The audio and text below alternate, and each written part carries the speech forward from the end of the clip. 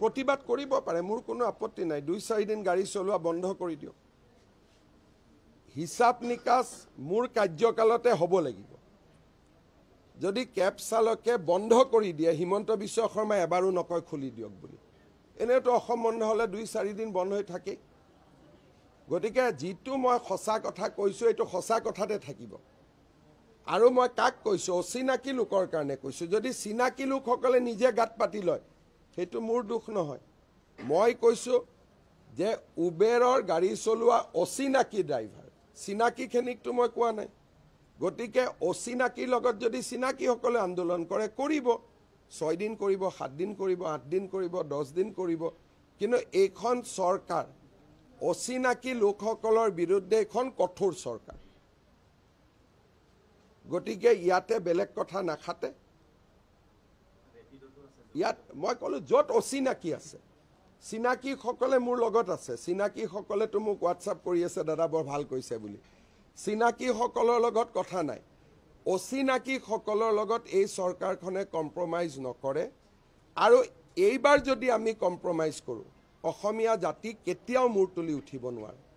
আজি আব্দুল খালেকে কি কৈছে? মোৰ কথাটোকে তেওঁ সমৰ্থন কৰিলে নে নাই? যে আৰু 10 বছৰ পিছত অসম মন্ত্ৰীসভাত 80% মন্ত্ৰী MLA তেওঁলোকৰ হ'ব।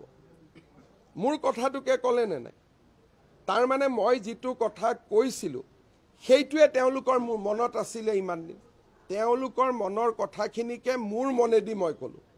কিন্তু আমি এতিয়া যিখিনি কৰি যাম, 15 বছৰটো 30 বছৰলৈকে পিছুৱাই যাব। আমি যিটো গতিত সাহসেৰে আগবাঢ়িছোঁ, 15টো 30 বছৰ আগুৱাই যাব। 30 বছৰ পিছততো ময়ো জীয়াই নাথাকোঁ। নতুন বুদ্ধি অসমৰ নতুন প্ৰজন্মই কৰিব। মইতো মুখ্যমন্ত্ৰী হিচাপে গোপীনাথ বৰদলৈয়ে 20 বছৰৰ কাৰণে, 30 বছৰৰ কাৰণে অসমখনক লাইনত ৰাখি থৈ গৈছিল। আন কোনোবাই আৰু 10 বছৰ, মই 20 বছৰ। মোৰ পিছৰ প্ৰজন্মই বাকীখিনি চাব। প্ৰতিবাদ কৰিব পাৰে, মোৰ কোনো আপত্তি নাই। 2-4 দিন গাড়ী চলোৱা বন্ধ কৰি দিয়ক। হিচাপ নিকাচ মোৰ কাৰ্যকালতে হ'ব লাগিব।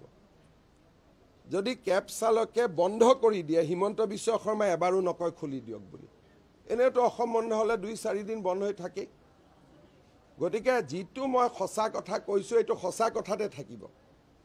আৰু মই কাক কৈছোঁ? অচিনাকি লোকৰ কাৰণে কৈছোঁ। যদি চিনাকি লোকসকলে নিজে গাত পাতি লয়, সেইটো মোৰ দুখ নহয়।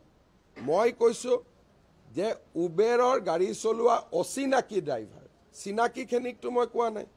গতিকে অচিনাকিৰ লগত যদি চিনাকিসকলে আন্দোলন কৰে, কৰিব। 6 দিন কৰিব, 7 দিন কৰিব, 8 দিন কৰিব, 10 দিন কৰিব। কিন্তু এইখন চৰকাৰ অচিনাকি লোকসকলৰ বিৰুদ্ধে এখন কঠোৰ চৰকাৰ। গতিকে ইয়াতে বেলেগ কথা নাখাতে। ইয়াত মই ক'লোঁ য'ত অচিনাকি আছে, চিনাকিসকলে মোৰ লগত আছে। চিনাকিসকলেতো মোক হোৱাটছআপ কৰি আছে, দাদা বৰ ভাল কৈছে বুলি। চিনাকিসকলৰ লগত কথা নাই। অচিনাকিসকলৰ লগত এই চৰকাৰখনে কম্প্ৰমাইজ নকৰে। আৰু এইবাৰ যদি আমি কম্প্ৰমাইজ কৰোঁ, অসমীয়া জাতি কেতিয়াও মূৰ তুলি উঠিব নোৱাৰে। আজি আব্দুল খালেকে কি কৈছে? মোৰ কথাটোকে তেওঁ সমৰ্থন কৰিলে নে নাই? যে আৰু 10 বছৰ পিছত অসম মন্ত্ৰীসভাত 80% মন্ত্ৰী MLA তেওঁলোকৰ হ'ব। মোৰ কথাটোকে ক'লে নে নাই? তাৰ মানে মই যিটো কথা কৈছিলোঁ, সেইটোৱে তেওঁলোকৰ মোৰ মনত আছিলে ইমান দিন। তেওঁলোকৰ মনৰ কথাখিনিকে মোৰ মনেদি মই ক'লোঁ। কিন্তু আমি এতিয়া যিখিনি কৰি যাম, 15 বছৰটো 30 বছৰলৈকে পিছুৱাই যাব।